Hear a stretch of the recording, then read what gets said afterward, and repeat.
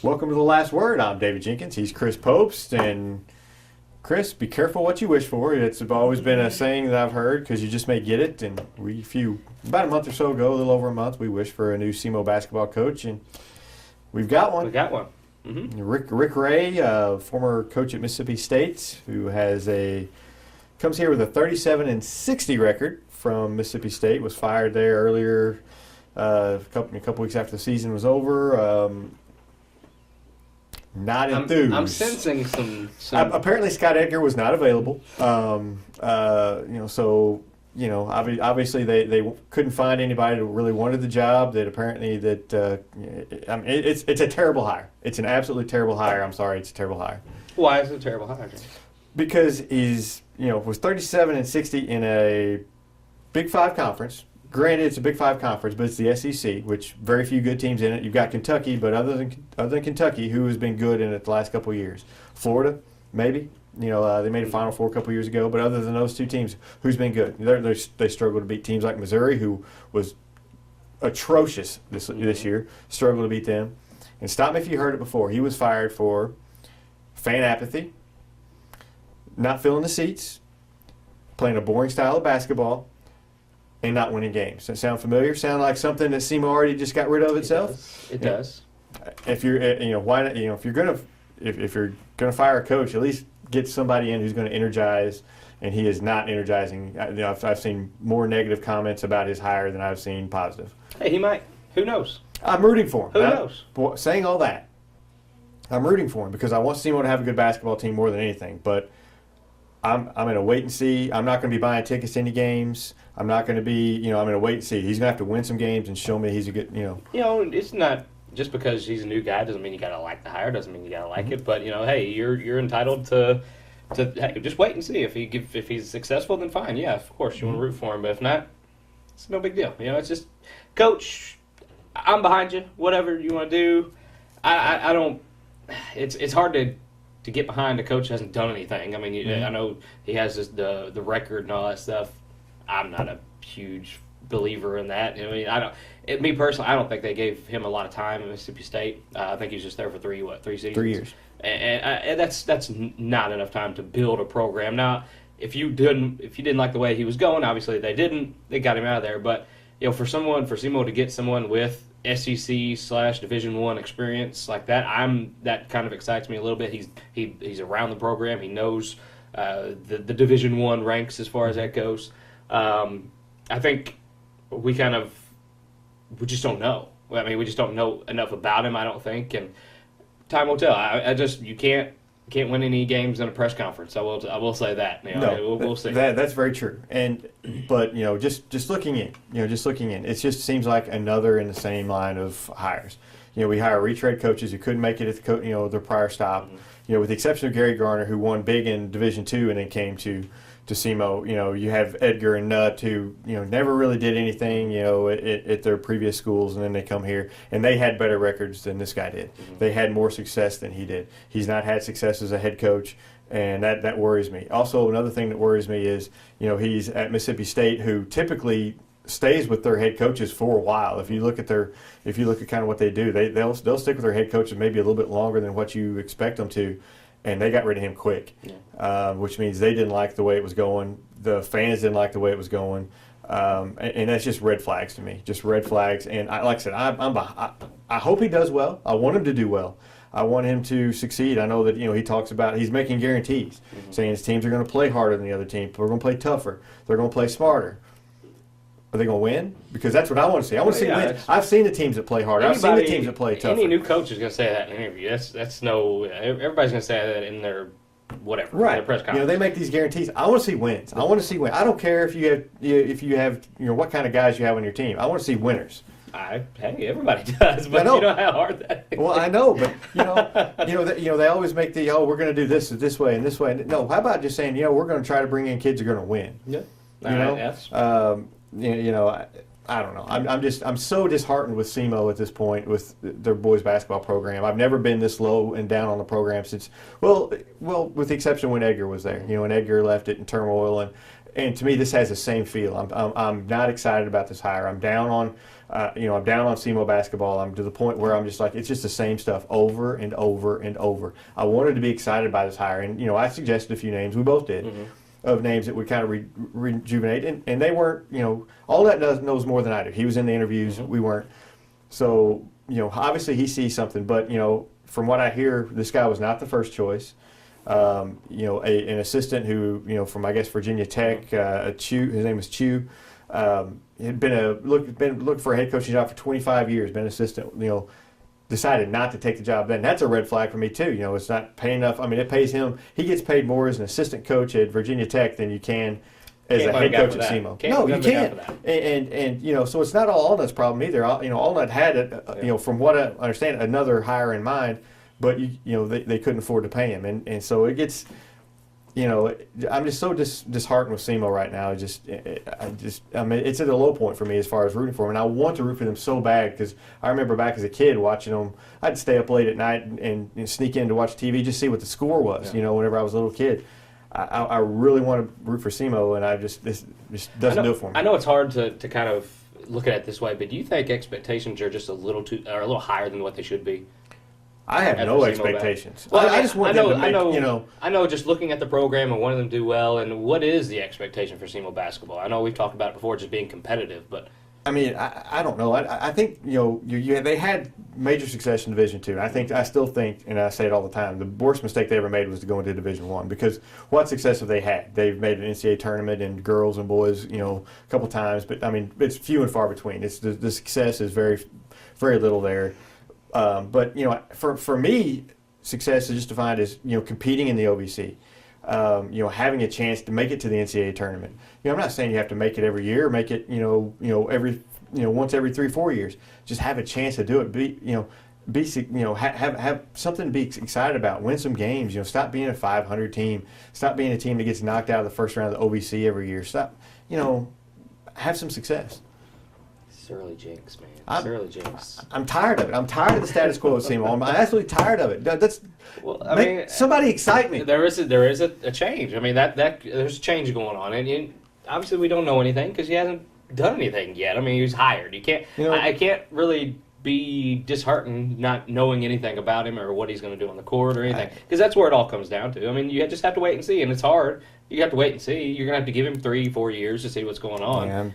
But I mean, it's just 4 years time. If he's doing the same thing that SEMO's been doing, then yes, I think we have. I'm a lot older than you. I'm a lot older than you, and I've been around for the next. We'll give it 3 more years. We'll give it 3 years. In 3 years, I keep hearing in 3 years. In 3 years. In 3 years has came and gone. It has. 3 years has came and gone, and we're still not doing anything. But they're trying. See, they're trying. They got rid of somebody, a coach that was just doing the same things, and we'll see what this guy's. And if that doesn't work, we'll go on to the next one. And see that, and it gets tiresome. I want somebody. I want somebody that excites me. I do. I just want somebody who comes in and fires me up. Coach Tuke is a perfect example. Allnutt did a great job in hiring him for football. Honestly, they hired the women's coach, and she is an assistant who is hungry, who wants it, who has great credentials. She came from Baylor. Was at Baylor whenever they had a 74-2 record. Went to Ball State, I think it was, and led them, helped lead them to 2 postseason appearances. I mean, that's exciting. That's a great resume. Right. Great resume. She seems to have this kind of exciting, feel about her. He doesn't. I had the same feel whenever Edgar was hired, and I think that's what bothers me the most. And that didn't turn out well. No, it didn't. And when we hired Dickie Nutt, it was just like, well, anybody is better than what we had. I mean, Other than Edgar, Rick Ray has a clean record with the NCAA as far as I'm concerned. He doesn't really have any past things that would insinuate that he's going to be breaker of the rules or whatnot. I mean, I'm excited just because it's new. It's something, just try this. I mean, I know we don't want to just throw out the job to anybody, but I mean, Allnutt has a proven kind of coaching hiring record here, and you can't really fault him unless not everything's going to be a success. I know Allnutt doesn't have the golden touch, but I'm just saying. I mean, he may. And you're right. You're right. He did. I thought he did a great job with Coach Tuke. He did a great job hiring the baseball coach and Coach Beezer. And I think he did a great job with the girls hire. It's just this is just not a it's a tough hire to get behind. It is. And I think a lot of the fans are in the same boat. It's just a tough hire to get behind. I mean, it seems like we're replacing somebody with kind of somebody in the same mold.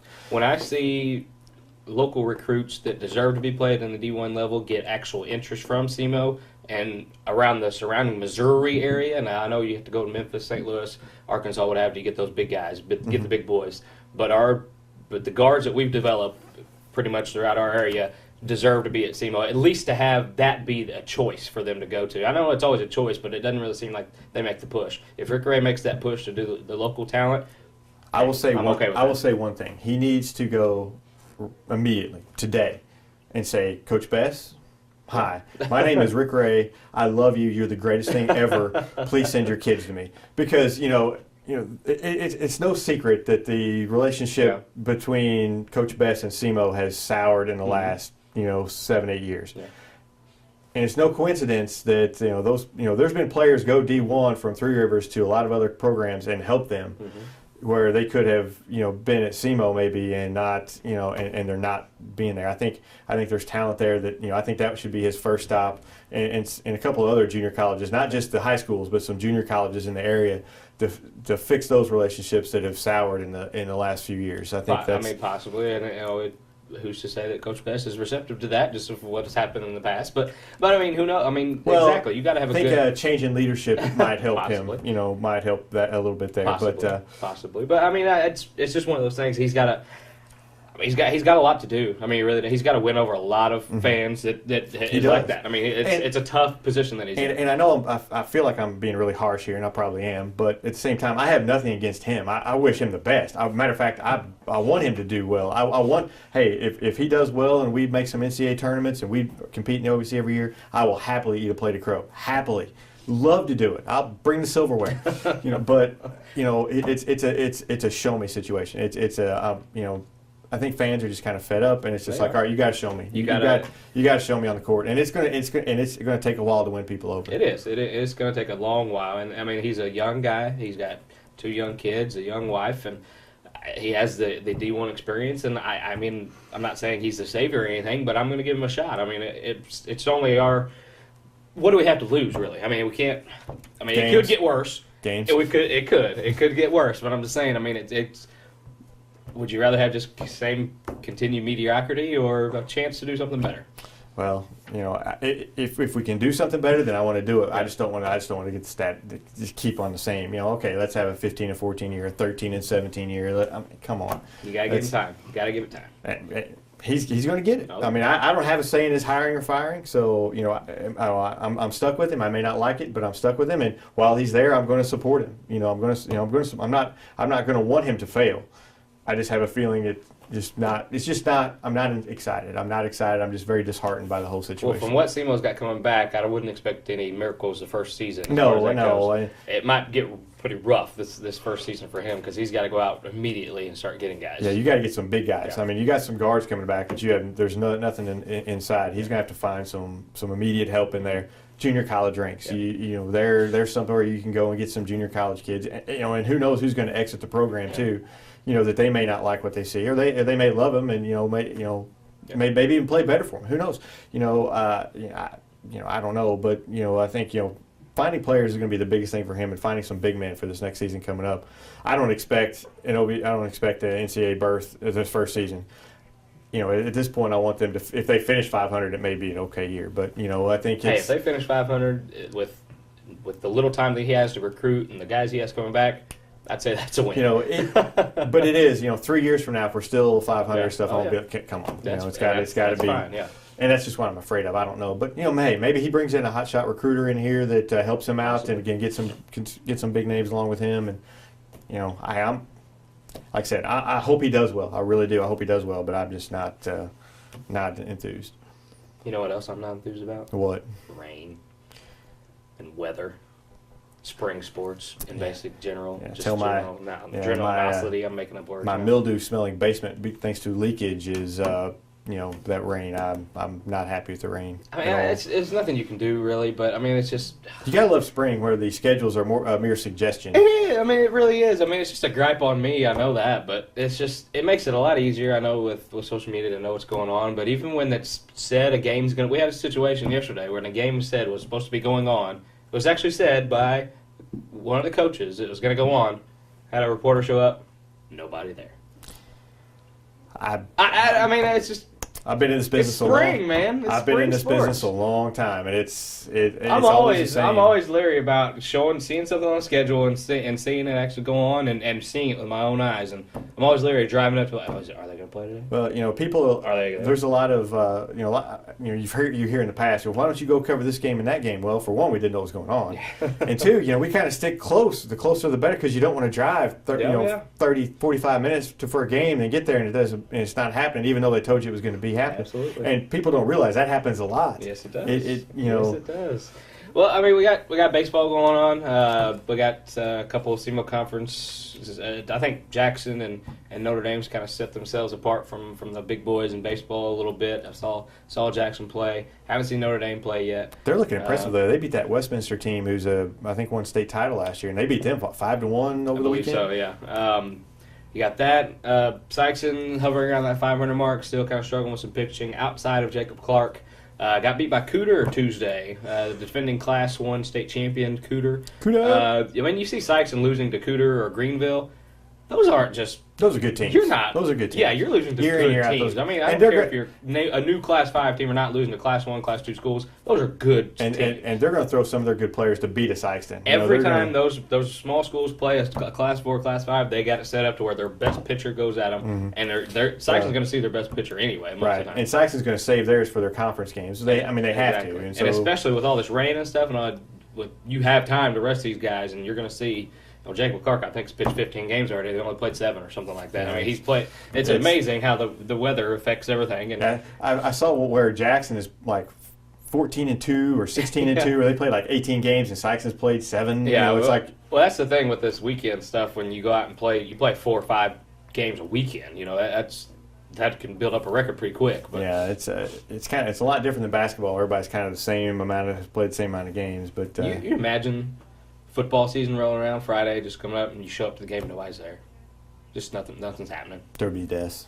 I mean, that doesn't happen in the fall and the winter. It just does not happen. I've said for years that nobody really cares about spring sports. You've had the winter. You're in the spring. School's close to getting out. Close, like, you got all kinds of stuff. Just people just don't care as much about spring sports, and it is understandable. I do understand it, but you wish they cared a little bit more just to kind of get some things in and have it run a little bit more like the rest of the year. But we'll see. We may see you, or we may not. I start to say, if there's games, who knows? We may show up and there may not be anybody there. We can just have a great conversation. Show up anyway. Talk about Rick Ray. Yeah, talk about some Rick Ray. We love some SEMO basketball here right now, ladies and gentlemen. But new bobblehead. Hey, thanks to Charlie for a new bobblehead, Mr. Andrew Luck, and he's waving at us to get off the air and saying bye-bye. He's saying too much time. We're talking too much, so we're going to keep talking here. And anyway, we'll see you guys next week on The Last Word.